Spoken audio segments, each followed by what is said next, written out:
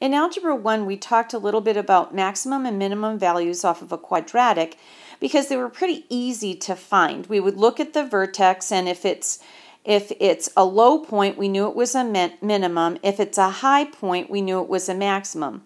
Well, we're going to be getting into functions that it's not as readily apparent, so we need to recognize the things that are going on around that particular point.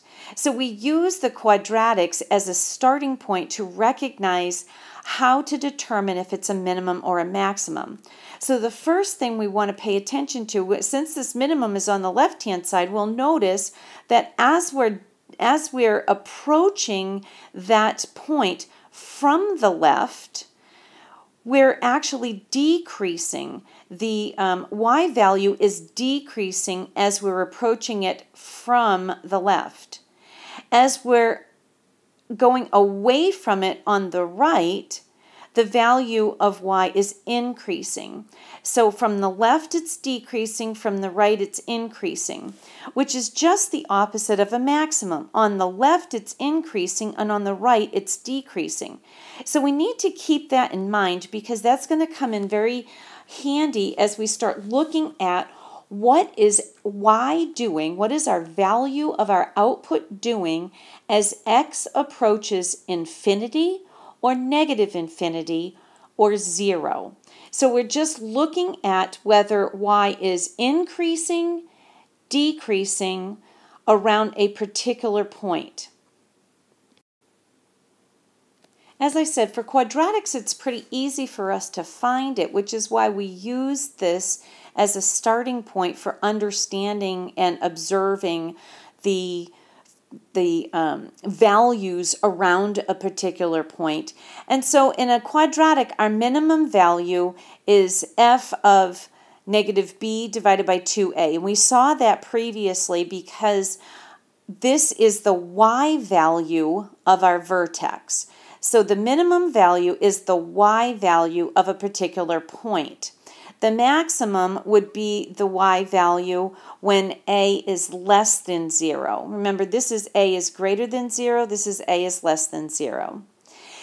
We also need to pay attention to our domains and our ranges. So we've done a little bit of that already, but now we're really going to start focusing on some of these things because we have to recognize that for every quadratic, our domain is going to be all reals.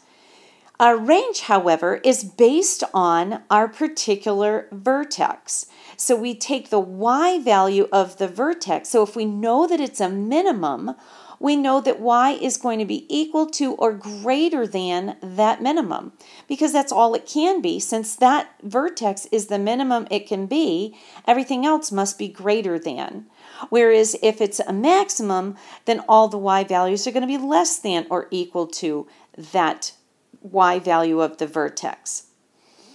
And again, we already talked about whether it's decreasing to the left of x or increasing to the right of x and so forth based on what is going on around that vertex. And that helps us to determine mins and maxes. So let's use some of this data. So we have to find the minimum value or maximum value of this particular function. And we're going to describe the domain and range and where the function is increasing and decreasing. Okay, so we just have to remember what we just talked about, but even if you don't remember what we just talked about, it's fairly logical.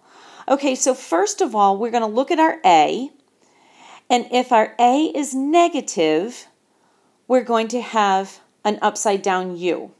So we're going to have an open down parabola. Our a is not negative, therefore we're going to have a parabola that opens up. So since we have a parabola that opens up, we should clearly be able to tell whether or not it's going to be a minimum or maximum.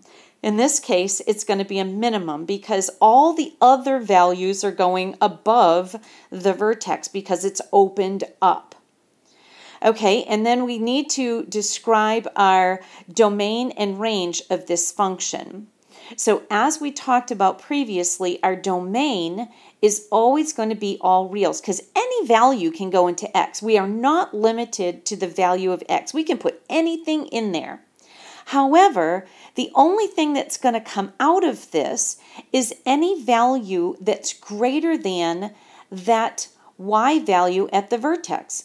So that means we have to figure out what the y value at the vertex is.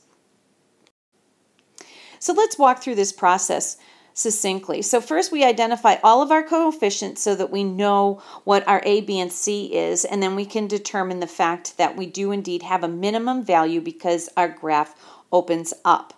So in order to find the coordinate, the y coordinate of the vertex, we have to actually calculate that. So we're going to use our information that we gathered from our equation, our A and our B, so that we can identify our x value, because we need the x value in order to input that into the function so that we can get our y value out. Now this y value is going to tell us what the minimum value is, because 2 is our axis of symmetry, which is the x value of the vertex. When we substitute that into the function, we get the y value at that value of x, which gives us our vertex. And the y value at our vertex tells us our minimum value. So now that we have that, we can tell that our minimum value is -3. So we can now identify our range. We've already talked about our domain because our domain is always going to be all reals. But the range is based off of that minimum value.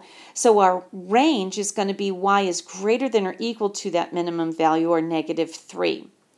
Now because we have a minimum, the function is decreasing to the left of x because we have a function that opens up, so it decreases on the left side, and then when it gets to x equals 2, that's when it's going to change direction and it's going to start going increasing on the right side of x equals 2. Okay, so that takes care of working through those particular things, and so now you get to do your work on your own to see if you can put all of this together. Here's your problem. You need to find, and you have 2 of these, you're going to find the min value and the max value of 2 different functions, describe the domain and range of each function, and where each function is increasing and decreasing. So all of that you will be able to describe in the 2 boxes for your answer. You'll want to put your work on your homework sheet so that I can take a look at your work, but make sure to submit your answers in the text boxes.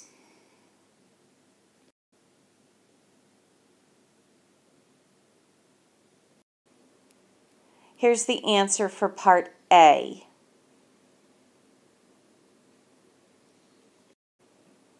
Complete part B and enter your answer in the text box.